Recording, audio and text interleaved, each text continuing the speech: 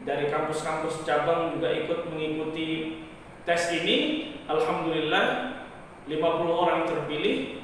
Tapi kami diminta lagi untuk mengikuti tes melalui Kementerian Agama. Akhirnya kami dites ulang karena ada yang meragukan mungkin bagaimana kualitas alumni Gontor.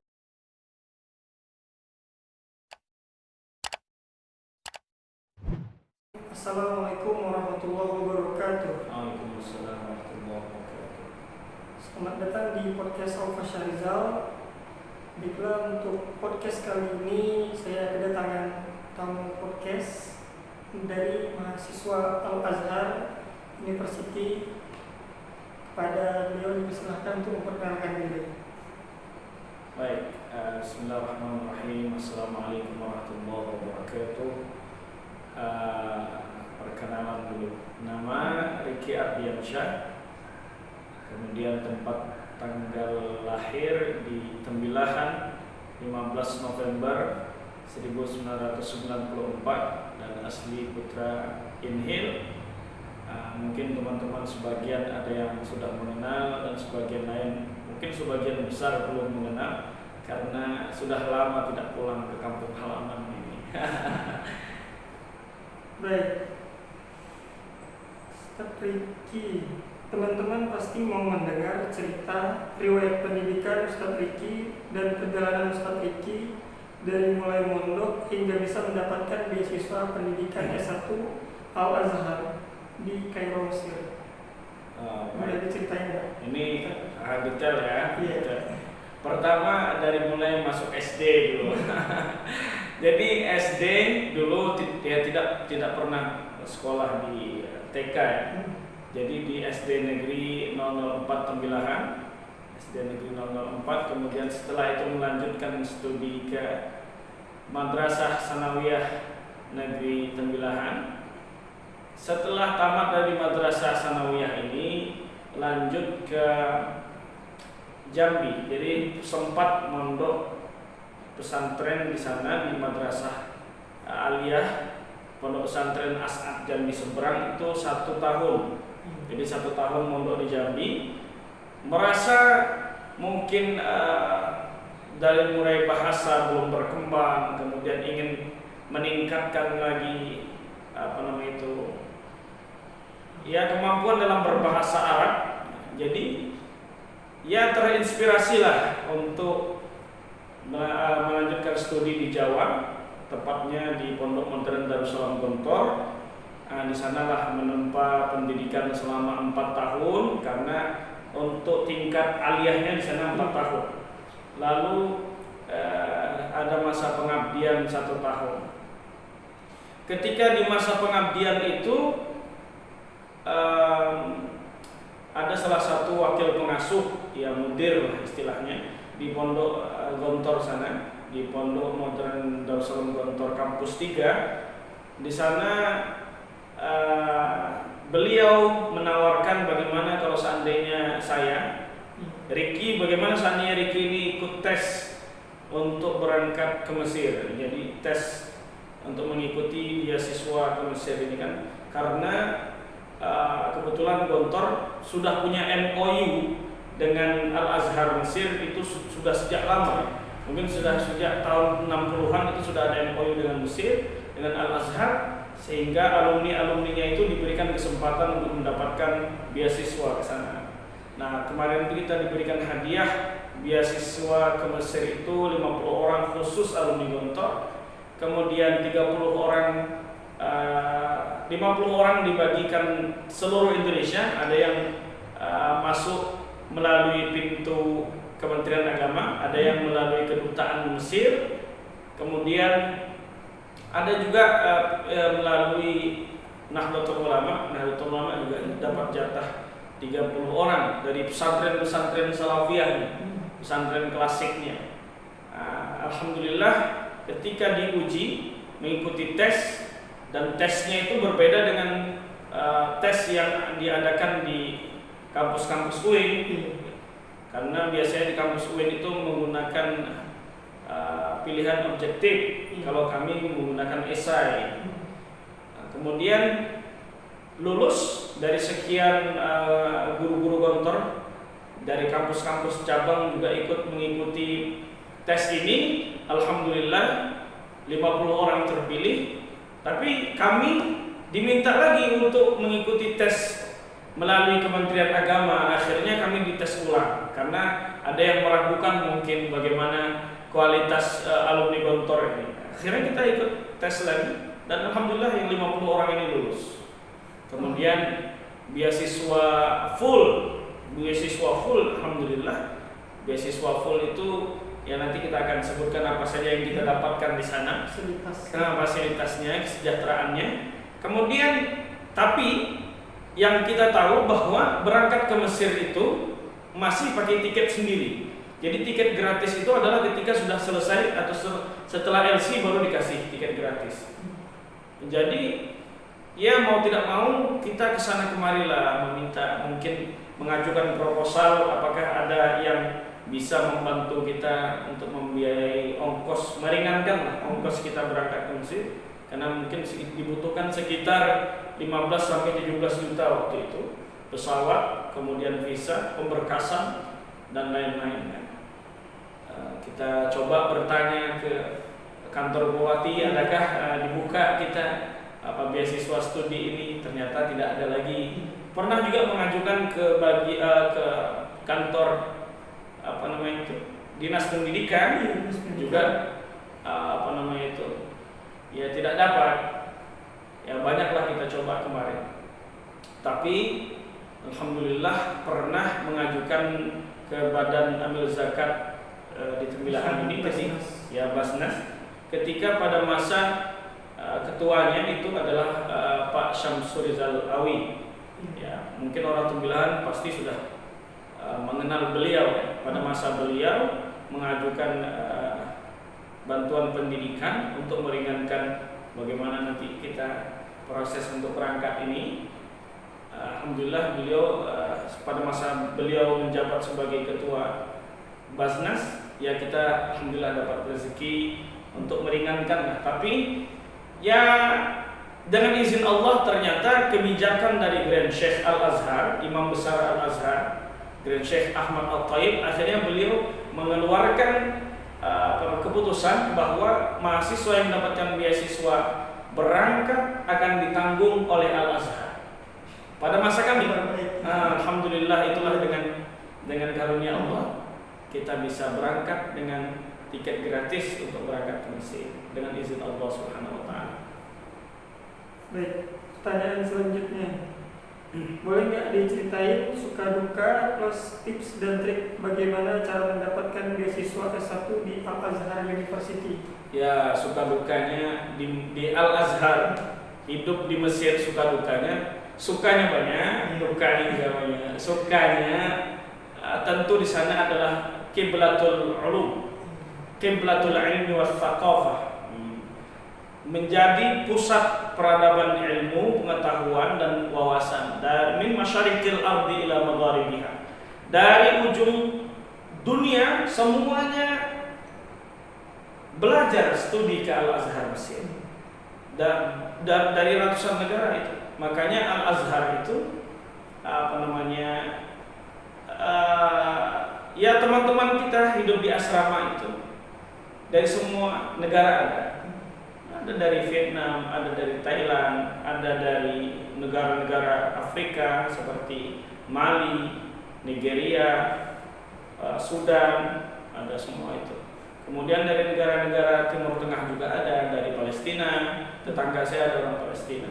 Ada yang dari Irak, ada yang dari Tunisia, Maroko, Maghribi.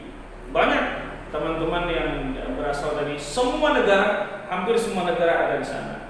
Sehingga itu termasuk sukanya. Sehingga kita di dalam berkomunikasi lancar, semakin mantap kita berbahasa Arab karena bahasa pengantar atau bahasa sebagai perantara kita berbicara dengan orang-orang yang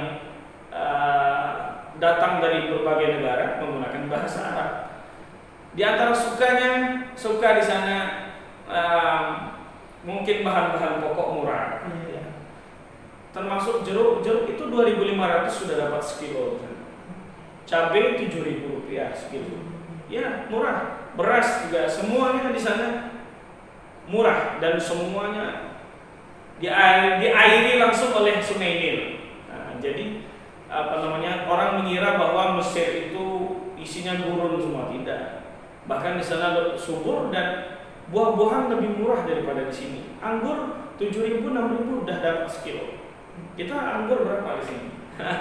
Jadi di sana begitu murah ya untuk urusan makanan-makanan, bahan-bahan pokok, buah-buahan sangat murah. Itu bagian dari sukanya. Ya tadi lanjut yang tadi bahwa kita di sana bisa langsung belajar kepada para ulama yang mereka sanadnya bersambung kepada baginda Rasulullah. Sukanya lagi di sana juga kita digratiskan. Kuliah itu gratis. Iya, kuliah yang kita bayar itu ya ini yang untuk non beasiswa ya. Kuliah itu gratis.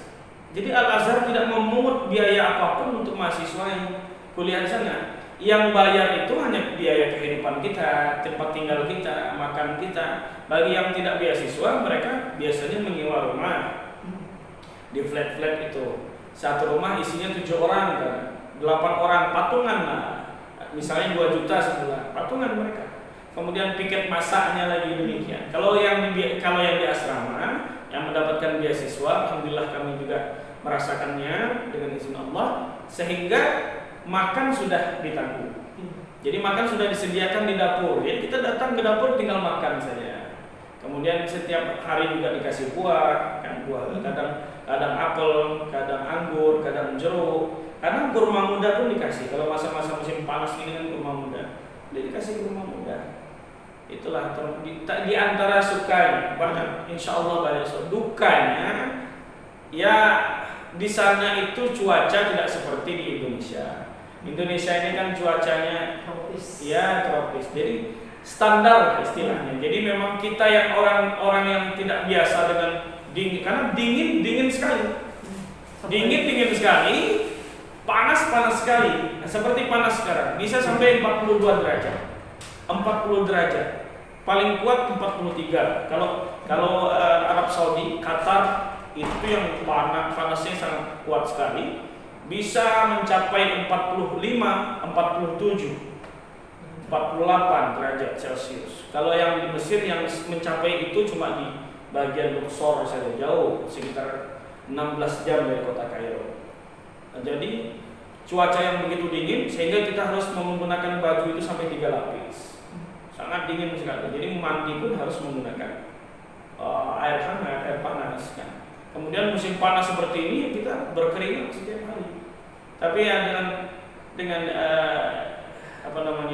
rahmat Allah tentunya ya kita bisa melewati itu semua karena itu semua juga bentuk dari rahmat Allah.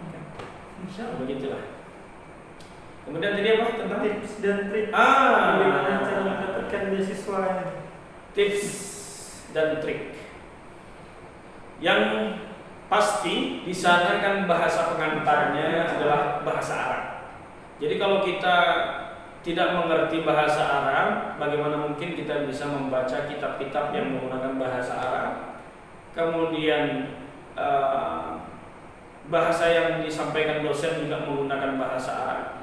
Semuanya menggunakan bahasa Arab. Sehingga kalau kita tidak menguasai kaidah-kaidah bahasa Arab, kemudian menguasai terutama di sana kan karena dosennya kadang campur-campur bahasa Arabnya. Ada yang menggunakan bahasa Arab fushah yang asli, ada juga menggunakan bahasa Arab yang amiyah itu pasaran. Karena dosen itu campur-campur ketika menyampaikan di dalam muhadarah, di dalam kuliahnya. Sehingga ya kalau seandainya yang fushah saja kita tidak bisa kuasai, apalagi amiyahnya. Jadi kuncinya di mana? Kuncinya kita harus bisa menguasai dulu bahasa Arab dengan menguasai ilmu alatnya, qawaidul lughah namanya. Seperti ilmu dalam gramatikal bahasa Arab ini kan.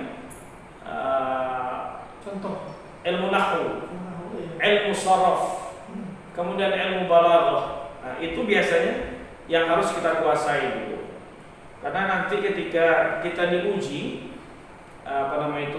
untuk diuji untuk lulus ke Mesir itu, ya ujian untuk tes ke Mesir itu Yang diuji adalah ilmu alatnya, nahwunya, sorofnya. Nahwu itu kan bagaimana caranya kita mengetahui harokat dalam bahasa Arab, dalam kalimat. Misalnya mudhaf ilaih, babul fasli. Nah, itu kalau seandainya kita tidak tahu itu kaidah itu, kita tidak bisa membaca buku-buku bahasa Arab. Sharaf itu mengenal bagaimana perubahan kata dari fa'ala menjadi yaf'alu, dari doroba menjadi yadribu. Itu semua bagian dari sharaf. Banyak lagi perubahan-perubahan kata dari sharaf itu. Kemudian dari balaghah kan, balaghah ini seni dalam berbahasa. Ya, di dalam Quran juga banyak contoh-contoh dari balaghah kan, karena serapan balaghah ini juga mengambil dari Al-Quran. Nah, kalau seandainya kita tidak bisa menguasai ini semua, ya sulit kita untuk bisa melanjutkan studi ke sana. Tapi yang penting kesungguhan. Jadi teman-teman atau adik-adik misalnya yang ingin melanjutkan studi ke Timur Tengah, tidak mesti harus Mesir. Misalnya kalau seandainya ingin melanjutkan studi ke Maroko, ke Tunisia, ke Madinah misalnya, atau ke Sudan, yang penting itu tadi, menguasai bahasa. Bagaimana caranya? Belajar tentunya. Belajar. Tidak ada yang instan, semua melalui proses. Semuanya melalui rintangan. Tidak ada kan kata Imam Syafi'i bahwa menuntut ilmu itu tidak ada yang mudah. Man lam yazuq zullat ta'allumi sa'atan tajarra'a zullal jahli tula hayatihi. Siapa yang tidak pernah merasakan pahitnya belajar, artinya belajar itu susah. Cobaannya apa? Ngantuk. Cobaannya kawan kesana kemari yang mengajak kita untuk ke tempat-tempat tidak ada manfaatnya. Siapa yang tidak mau menahan rasa pahit dalam belajar, tajarra'a zullal jahli tula hayatihi, maka rasakanlah pahitnya kebodohan selama hidup. Maka kalau seandainya ingin berhasil, menjadda, siapa yang ingin berhasil maka dengan kesungguhan. Karena siapa yang bersungguh-sungguh pasti dia akan mendapatkan. Orang yang leha-leha, yang santai-santai tidak akan bisa. Imam Nawawi usia 40 tahun, sebagian ulama lagi mengatakan 45 tahun. Tapi beliau bisa mengarang kitab besar yang mengumpulkan pendapat Imam Syafi'i, Majmu' Syarah Muhadzab namanya. Ada lagi Riyadhus Shalihin, kitab hadis beliau. Ada lagi kitab Al-Azkar, kitab doa-doa. Ada lagi Syarah Sahih Muslim. Di antara semua buku-buku beliau ini, bagaimana bisa beliau mengarang sedemikian rupa kalau seandainya beliau tidak cerdas? Jadi diceritakan oleh para ulama kita bagaimana cara belajarnya Imam Nawawi itu, bahwa beliau lam yastalqi 'ala al-firashi sinin. Beliau bertahun-tahun tidur tidak dalam kondisi berbaring.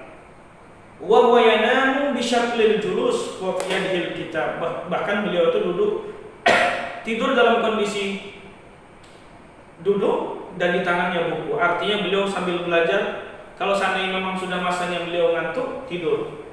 Kemudian ketika beliau tertidur itu memang dalam kondisi terduduk.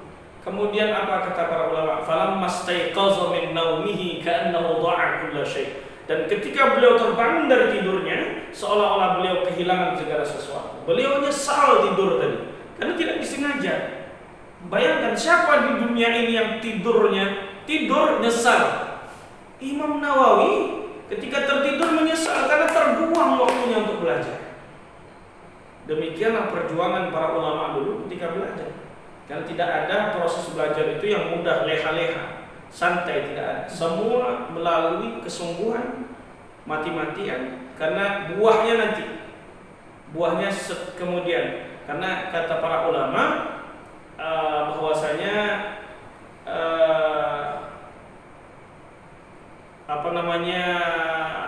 buah itu datang setelah bersusah payah. Gitu. As-samratu ta'ti ba'da ta'bi. Buah atau hasil dari usaha kita itu datang setelah kita bersusah payah dalam belajar, bersungguh-sungguh dalam belajar. Apakah harus di pesantren saja kita bisa menguasai bahasa Arab? Tidak. Karena teman-teman di Mesir itu ada juga yang tamat dari madrasah aliyah negeri. Banyak. Jadi intinya bukan karena dia pesantren, tidak. Justru orang yang masuk pesantren tidak bisa dijamin dia bisa lulus untuk studi ke Mesir. Ya kalau seandainya dia di madrasah aliyah biasa, lalu dia dengan sungguh-sungguh mempelajari ilmu-ilmu alat tadi, insya Allah dengan izin Allah nanti ketika dia mengikuti tes, ya tentunya dia akan mempelajari, itu salah satu tipsnya, pelajari soal-soal tahun-tahun yang sebelumnya sehingga kita dapat gambaran ke depannya bentuk soalnya kira-kira seperti apa. Artinya kita bisa, ini kurang kita di dalam segi misalnya maf'ul bi, objek mengenal ilmu nahwu ya. Kuasai itu. Nah, di dalam soal itu juga ada yang membahas tentang yang lebih dalam daripada itu. Mungkin ilmu balaghahnya, al-bayan, al-ma'ani, al-badi', dari masing-masing itu dibahas di dalam soal itu, maka pelajari balaghah itu, didalami. Nah, jadi kalau seandainya teman-teman mau pelajari dengan sungguh-sungguh. Iya, gitu insyaallah. Mengulang pelajaran sebelumnya ya. Karena kan ilmu yang baik adalah ya harus diulang. Ya miftahun najah al-muraja'ah. Di antara kunci kesuksesan mengulang. Karena kalau tak diulang lupa. Harus mengulang walaupun sudah pernah belajar, diulang. Tanya selanjutnya, bagaimana kehidupan di negara Mesir? Boleh di-share nggak pengalaman? Kalau kehidupan di sana, ya untuk masalah kebutuhan hidup sudah diceritakan tadi. Untuk masalah kuliah juga sudah diceritakan. Sekarang untuk masalah keamanan di sana, bagaimana keamanan di sana? Ya termasuk negara yang wajib militer ya. Karena kita foto saja tidak bisa sembarang tempat, karena kita bisa ditangkap. Kalau tempat-tempat yang bukan tempat wisata, kita berfoto sembarangan di situ ditangkap. Jadi tidak seperti di Indonesia bebas mau foto di mana saja bebas. Kalau di Mesir tidak. Jadi tempat-tempat yang di sana adalah kantor dan sebagainya. Kalau kita foto story kayak biasa yang kita lakukan di Indonesia, ditangkap. Ya, tak bisa sembarangan. Kita bicara politik, tidak boleh bicara politik di sana. Karena kalau orang yang bicara politik juga akan dideportasi. Pokoknya kita tidak, yang penting kita fokus belajar saja di sana. Makanya kita tidak sebebas sebagaimana kita di negeri kita sendiri. Kemudian di sana kriminal itu terang-terangan. Jadi penjambretan di jalan. Jadi itu hal yang sudah biasa kita lihat dan kita setiap hari sering. Kemudian memang watak orang Mesir juga agak keras. Mungkin sebagian ada yang keturunan Nabi Musa dan sebagian ada keturunan Fir'aun, sehingga watak dia, kesombongannya, angkuhnya itu masih terbawa ketika mereka yang masih keturunan Nabi Musa. Luar biasa, baik sekali. Apalagi pada masa-masa bulan Ramadan, kita ini bingung mau makan buka puasa di tempat yang mana. Karena sepanjang jalan orang buka Maidatul Rahman, Maidah hidangan. Ar-Rahman Tuhan Sang Maha Pengasih. Jadi hidangan-hidangan itu tersedia saja di tepi jalan. Bingung kita karena saking banyaknya. Tinggal pilih. Iya, tinggal pilih tempat makan itu yang disediakan. Dan kita tidak tahu siapa itu yang dermawannya siapa. Mereka tidak pernah memunculkan dirinya soalnya. Jadi memang mungkin itu yang bisa dicontoh dari mereka itu. Karena memberi makan orang yang berpuasa, kita akan mendapatkan pahala berpuasa tanpa mengurangi pahala orangnya atau pahala kita sendiri kan. Sehingga sekian banyak orang yang berbuka dengan apa yang kita keluarkan, sedemikian juga pahala puasa yang kita dapatkan. Begitu. Ya luar biasa lah kalau kehidupan di Mesir itu ada suka dukanya. Dan inilah alhamdulillah sudah tuntas studi di sana dan merasakan kembali udara, cuaca yang sudah stabil, tidak dingin, terlalu dingin. Tapi tentunya masa-masa dingin itu luar biasa sekali, nikmat sekali kalau tidur itu. Lagi pas ujian kan? apalagi pas ujian, dan payah bangun subuh. Iya. Maksudnya ujian kita untuk bangun subuh itu berat sekali, karena kita akan menyentuh air yang dingin kan. Nah, sedang cuaca itu dingin dan selimut ini sangat menggoda sekali. Nah, itulah ujian, salah satu ujian mahasiswa Al-Azhar di Mesir. Gitu. Pertanyaan selanjutnya. Apa saja benefit atau keuntungan jika mengambil beasiswa ini, dan adakah jaminan pekerjaan setelah Anda mengambil beasiswa S1 Al-Azhar di Mesir ini? Kalau beasiswa di Al-Azhar ini seperti yang saya katakan di awal, tiket pesawat dikasih gratis berangkat. Nanti setelah 2 tahun, setelah semester 4, ada tiket liburan namanya. Ya, kita dikasih tiket liburan gratis. Nanti setelah selesai studi, setelah selesai LC, ada tiket gratis lagi. 3 kali dapat tiket gratis. Kemudian selama masa studi, uang sakunya atau al-mukafa'ah bahasa Arabnya itu sekitar 1.000 pon atau sekitar 950.000 per bulan atau bulan. Akan sudah ditanggung, tempat tinggal sudah ditanggung. Kemudian ya uang, bahkan ada uang buku setiap 6 bulan sekali, dikasih 1 juta untuk beli buku. Dan itulah luar biasa kesejahteraannya dapat beasiswa di Al-Azhar Mesir. Belum lagi kalau seandainya ada rihlah, perjalanan ke tempat-tempat wisata, itu mahasiswa yang beasiswa gratis. Ya, disediakan bisnya, ya jalan bisa tempat-tempat bersejarah atau ke pantai ada juga. Kemudian ada jaminan tidak kita pulang nih? Kalau seandainya orang yang dia menuntut ilmu dengan sungguh-sungguh, yaitu tidak perlu khawatir dengan itu. Kalau kita lihat orang-orang yang tamat Al-Azhar itu dipakai semua karena ilmunya. Kalau seandainya dia menjadi orang yang anfa'uhum linnas, orang yang bermanfaat bagi orang lain. Kalau dia menyembunyikan ilmunya, katmul ilmi, menyembunyikan ilmunya, tidak mau menyampaikan kepada masyarakat, ya dia tidak dipakai orang.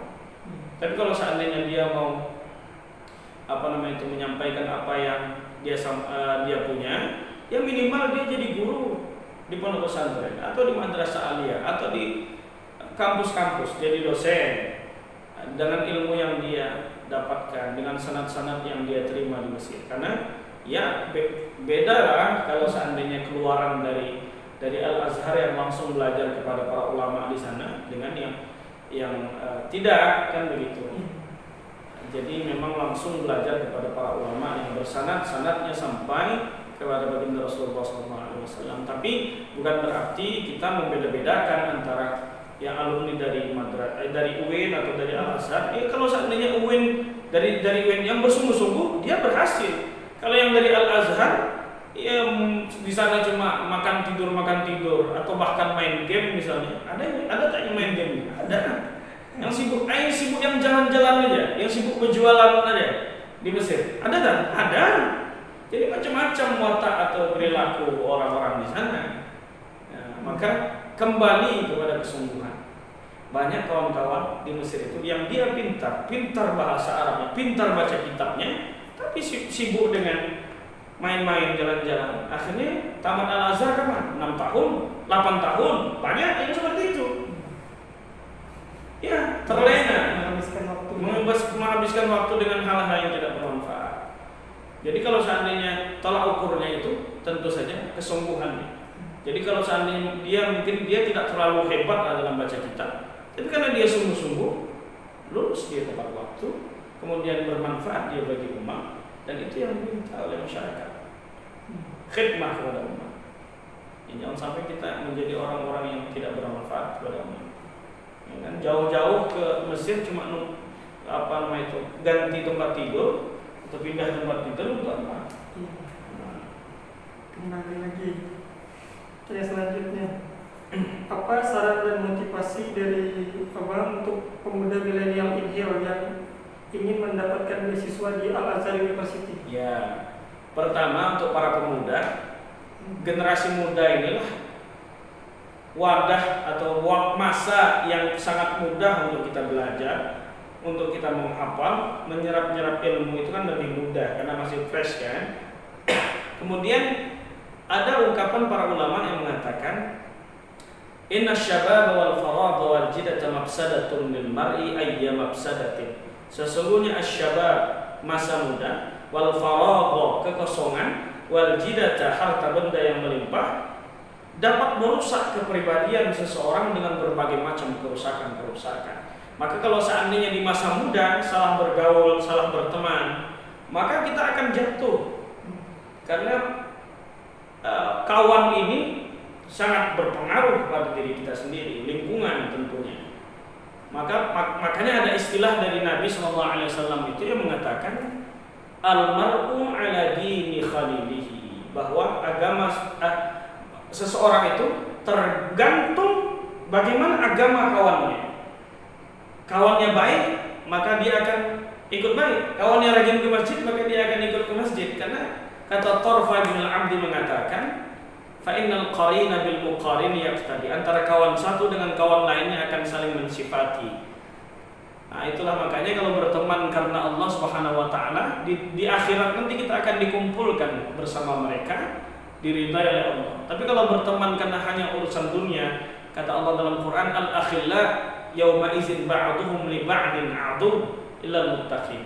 Kawan-kawan yang dia hanya berkumpul di dunia hanya urusan untuk bagaimana mengejar dunia, maka di akhirat nanti mereka akan berkumpul saling bermusuhan, kecuali orang-orang yang bertakwa. Maka kawan-kawan ini kalau seandainya ingin bisa studi, ya tidak mesti harus ke Mesir, tapi kalau bisa ya ke Mesir lah, karena itulah pusat keilmuan. Tidak mesti harus ke Mesir. Kemudian kalau seandainya mau berstudi agama ke Brunei misalnya, ke Malaysia, ke Sudan, ke Maroko, atau ke Madinah mendapatkan beasiswa, dimulai dari sekarang, yaitu dengan cara bersungguh-sungguh dalam belajar. Ta'allam falaisal mar'u yuladu 'aliman wa laysa akhu 'ilmin kaman huwa jahil. Belajarlah, karena tidak ada seseorang itu yang terlahir ke dunia ini sudah menjadi seorang yang alim. Sedangkan Nabi SAW saja belajar, Iqra bismi rabbikal ladzi khalaq. Beliau disuruh membaca. Sampai akhirnya beliau tidak bisa membaca. Ma'ana biqari, aku tidak bisa membaca. Tapi itu merupakan dalil, bukan merupakan bahwa Nabi itu ya lemah, banyak kekurangan. Tidak, itu merupakan dalil yang sengaja Allah berikan kepada Nabi.